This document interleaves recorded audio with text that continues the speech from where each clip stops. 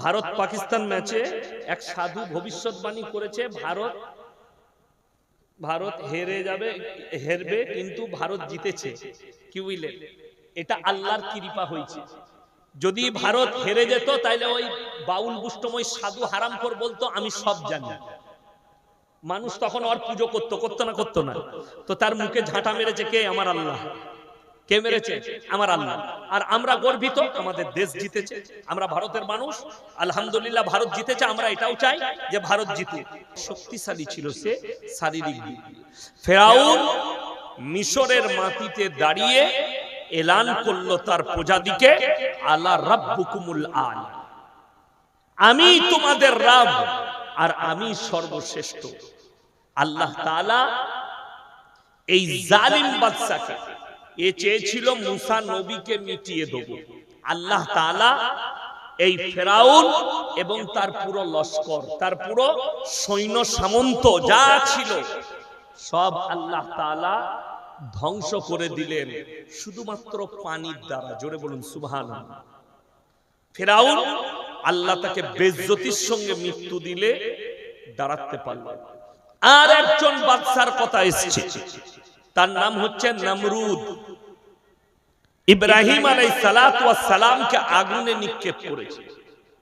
ইব্রাহিম নবী আল্লাহর কাছে মদদ চাইলেন, আল্লাহ তুমি আমাকে এই জালিমের হাত থেকে হেফাজত করো।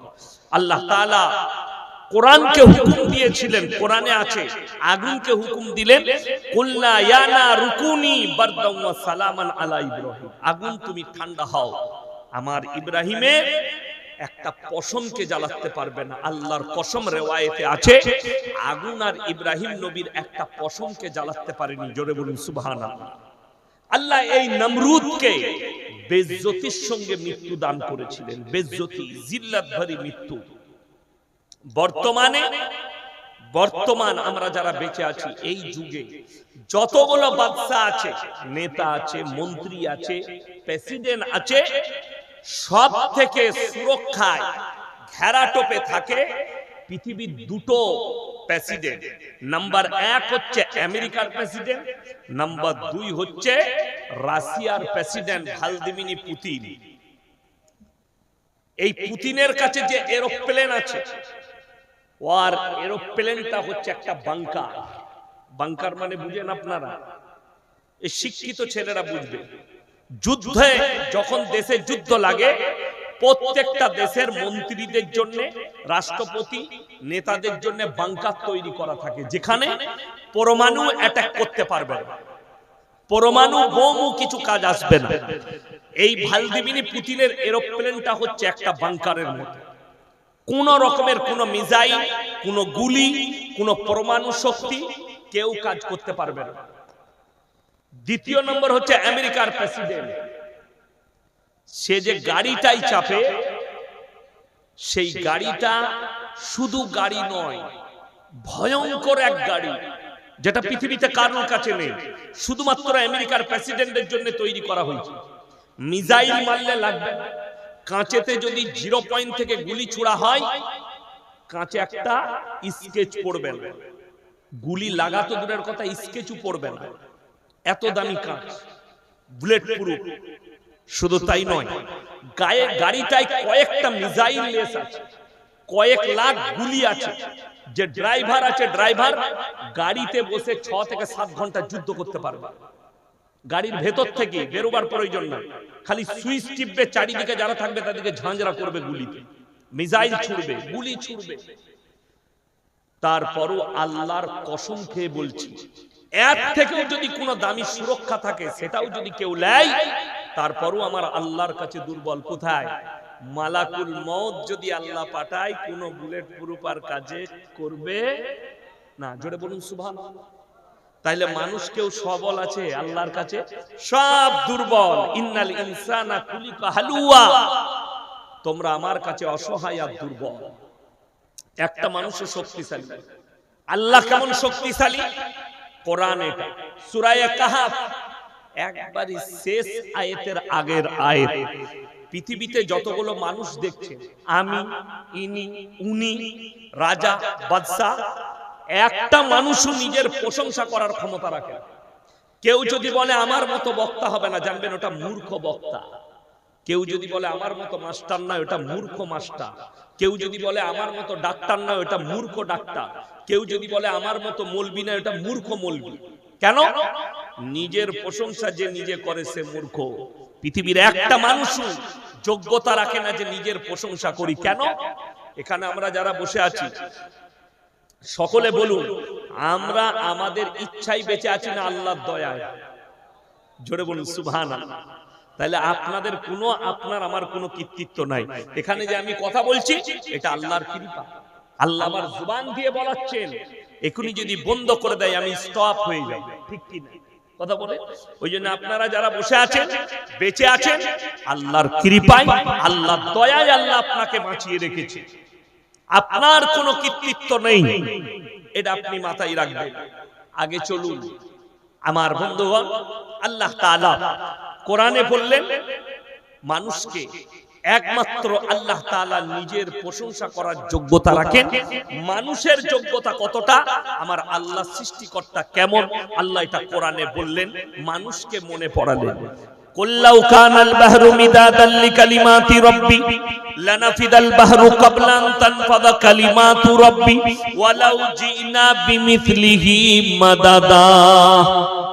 হে আমার নবী, পৃথিবীর মানুষকে বলো, গোটা পৃথিবীতে যতগুলো সমুদ্র আছে সব যদি পানিগুলো কালি করে দিই, আর পৃথিবীর মানুষ যদি আল্লাহর প্রশংসা লিখতে শুরু করে, সব পানি শেষ হয়ে যাবে। আবার আমি অতটাই দেব, সেটাও শেষ হবে, কিন্তু আমার আল্লাহর প্রশংসা লিখে শেষ করা যাবে না। সকলে জোরে বলুন সুবহানাল্লাহ। আল্লাহর কৃতিত্ব, আল্লাহর বড়াই এটা। এরপর চলুন, আমি আলেমদের অবদান বলেছেন। সর্বপ্রথম আমাকে যে দাওয়াত দিয়েছেন আলেম হিসাবে, ঠিক কিনা কথা বলে? তো আমার অবদান হচ্ছে আমাকে সমাজকে হক বলতে হবে, নাহলে আল্লাহর কাছে জবাবদিহি করতে হবে না? হবে না? শুনেলেন আলেম ইমাম যারা আছে, অনেকজন বলে আজকে এইটা যেটা দিয়েছে আমাকে, যে আপনি আলেমদের কর্তব্য কি?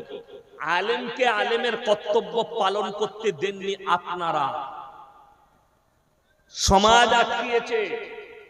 আজকে আমাকে দাওয়াত দিয়েছেন, আমি চ্যালেঞ্জ ছুড়ে বললাম, আমি মসজিদে বসে কয়েকটা দাওয়াত গ্রহণ করলাম ফোনে, একটা কলকাতায়, একটা মুর্শিদাবাদের ডোমকলে।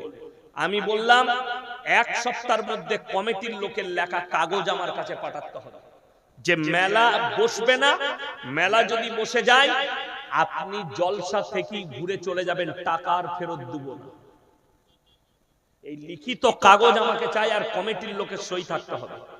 একটা মাদ্রাসাওয়ালা ফোন করেছিল, মাদ্রাসাওয়ালাকে বললাম পেডেতে লিখে পাঠান, সেক্রেটারি কেসিয়ারের সই চাই এবং কমিটি। আপনাকে যে টাকা দেব ওই টাকা ফেরত দেব না যদি একটা দোকান বসে থাকে মেলা বসলে। চ্যালেঞ্জ আমি বললাম লেখো, জলসা করব না অসুবিধা নেই, বাড়িতে বসে থাকবো, মাদ্রাসায় পড়াবো, ব্যবসা করব, কিন্তু জলসায় যাব না যদি হারাম কাজ হয় জলসায়। এইটা হচ্ছে আলেমদের অবদান, এইটা হচ্ছে ইমামের আর আলেমের অবদান। আজকে যে আমি জলসায় এসেছি, আপনাদেরকে একটা কথা জিজ্ঞেস করি, কোরআন সত্য কিতাব না মিথ্যা? কথা বলে না? সত্য। এটা আপনারা না বললেও সত্য। দেখুন এই যে কোরআন, আমি কোরআনের হাফেজ, ওটা কোরআনটা আমার সিনেতে আল্লাহ ভরে দিয়েছে। আমার বন্ধুগণ, আমার ভাই, কোরআনটা সামনে নামালেন শেখ, কেন? উনি জানেন যে দরকার পড়লে উনি খুলবেন। এই যে কোরআনটা আছে, তাইনাকাল কাউসার ফাসাল্লি লিরাব্বিকা ফাসাল্লি লিরাব্বিকা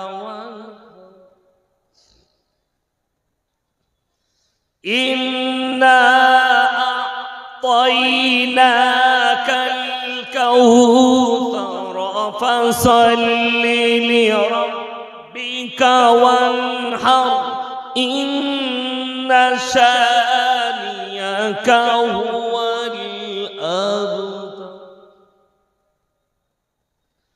ফাসাল্লি লিরাব্বিকা ওয়ানহার ইন্না শানিয়াকা হুয়াল আবতার সাদাকাল্লাহুল আযীম। আলহামদুলিল্লাহি রাব্বিল আলামিন والصلاة والسلام على رسوله الكريم أما بعد فأعوذ بالله من الشيطان الرجيم بسم الله الرحمن الرحيم اقرأ باسم ربك الذي خلق خلق الإنسان من علق اقرأ وربك الأكرم الذي علم بالقلم علم الإنسان ما لم يعلم وإلى مدين آخر فأعوذ بالله من الشيطان الرجيم بسم الله الرحمن الرحيم وإذا لقوا الذين آمنوا قالوا آمنا وإذا خلوا إلى شياطينهم قالوا إنا معكم إنما نحن مستهزئون الله يستهزئ به ويمدهم في طغيانهم يعمهون إلى آخر الآية خيركم من تعلم القرآن علمه كما قال عليه الصلاة والتسليم। মাননীয় শ্রদ্ধেয় জ্ঞানী গুণী মানী সম্মানী আজকের এই জলসার মাননীয় সভাপতি মহাশয়, শ্রদ্ধের উলামায়ে ইকরাম, হুফাজে ইকরাম, স্নেহের তালাবাই আজিজ আর আমার জ্ঞানী গুণী মানী সম্মানী মাননীয় শ্রোতা মণ্ডলী, পর্দার অন্তরালে পর্দা নসিব মায়েরা এবং বোনেরা, আল্লাহর বড় দয়া কৃপা ভালোবাসা আমাদের প্রতি, গোটা বিশ্বের প্রতি। সবাই আল্লাহ শুকর আদায় করে হৃদয় থেকে বলি আলহামদুলিল্লাহ। তারপরে পরে বিশ্ব নবী জনাবে মুহাম্মাদুর রাসূলুল্লাহ, সকলে বলুন সাল্লাল্লাহু আলাইহি ওয়াসাল্লাম। তিনার প্রতি শতকোটি দরুদ বর্ষিত হোক, বলুন আমিন সুম্মা আমিন। সবাই একবার দরুদ ইব্রাহিম পাঠ করি। আল্লাহুম্মা সাল্লি আলা মুহাম্মাদিন ওয়া আলা আলি মুহাম্মাদ কামা সাল্লাইতা আলা ইব্রাহিম ওয়া আলা আলি ইব্রাহিম ইন্নাকা হামিদুম মাজিদ। আল্লাহুম্মা বারিক আলা মুহাম্মাদিন ওয়া আলা আলি মুহাম্মাদ কামা বারাকতা আলা ইব্রাহিম ওয়া আলা আলি ইব্রাহিম ইন্নাকা হামিদুম মাজিদ। গুড়ি কয়েক কথা আলোচনা করব। আল্লাহ আমাদের সকলকে আমলের তৌফিক দান করুন, বলুন আল্লাহুম্মা আমিন। সর্বপ্রথম জলসা শুরু করার আগে মানুষ এবং আল্লাহ, আল্লাহ যে আমাদের সৃষ্টিকর্তা, আল্লাহ কেমন সৃষ্টিকর্তা, এই যে আলেমদের অবদান এবং সমাজ পরিচালনায় আলেমরা কেমন হওয়া দরকার, ওই সম্পর্কে আলোচনা করব। তার আগে আমি আপনাদেরকে আল্লাহকে চিনাই। দেখুন, পৃথিবীতে যতগুলো মানুষ অতীতে এসছে, বর্তমান, ভবিষ্যৎ যারা আসবে, যত মানুষই আসবে, যে যতই শক্তিশালী হোক, নেতা, মাস্তান, মন্ত্রী, রাজা, বাদশা, যে যেরকমই হোক, আল্লাহর কসম খেয়ে বলছি, আল্লাহ কোরআনে বলেছেন সবাই দুর্বল। ইন্নাল ইনসানা খুলিকা হালুয়া, আমি মানুষকে অসহায় আর দুর্বল সৃষ্টি করেছি, মানুষ সবল নয়। পৃথিবীতে কোরআনে দুজন এমন জালিম বাদশার কথা আছে, যাদের কাছে শুধু সামরিক শক্তি ছিল তা নয়, তাদের কাছে শারীরিক শক্তিও ছিল। নাম্বার 1 হচ্ছে ফেরাউন, যার কথা কোরআনে জিকির করা হয়েছে। ফেরাউনের কাছে সামরিক শক্তিও ছিল, শারীরিক শক্তিটাও ছিল। ফেরাউনের কাছে মারাত্মক শক্তি ছিল। এটা আলেম উলামারা বুঝে, যারা হাদিস কোরআনের বিশারক তারা জানে যে কতটা